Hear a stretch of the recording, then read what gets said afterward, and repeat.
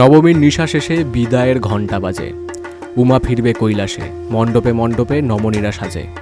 নবমীর নিশি আবাসনে আজ বিজয়া দশমী, চারপাশে বিদায়ের করুণ সুর। আজ বিজয়ের দিনে উত্তর দিনাজপুরের রায়গঞ্জের তুলসীপাড়া দত্তবাড়িতেও প্রতিমা বিসর্জনের আগে চলছে সিঁদুর খেলা ও মিষ্টিমুখ। সকাল থেকেই দত্তবাড়ির পূজা মণ্ডপে ভিড় জমিয়েছেন অসংখ্য মানুষ। দীর্ঘ 4 দিনের আনন্দ শেষে মাকে বিদায় জানানোর পালা। রীতি মেনে প্রথমে দেবীকে মিষ্টি ভোগ নিবেদন করা হয়। এরপর শুরু হয় মেয়েদের ঐতিহ্যবাহী সিঁদুর খেলা। সিঁদুর খেলা শেষে দেবীকে মিষ্টি মুখ করে শুরু হয় বিসর্জনের চূড়ান্ত প্রস্তুতি। মা দুর্গা কৈলাসে ফিরে গেলেও তার আশীর্বাদ ও আনন্দ সকলের মনে থেকে যায়। আগামী বছরের নতুন করে মায়ের আগমনের প্রতীক্ষায় দিনগোনা শুরু। এইভাবে প্রতি বছর রায়গঞ্জের তুলসীপাড়া দত্তবাড়িতে বিজয়ের দিনে আনন্দের মাঝে বিদায়ের এই মিষ্টি ও বিষণ্ণ রীতির মধ্যে দিয়ে দুর্গাপূজা সম্পন্ন হয়। রায়গঞ্জ থেকে রামকৃষ্ণ দাসের রিপোর্ট, বিগ নিউজ বাংলা।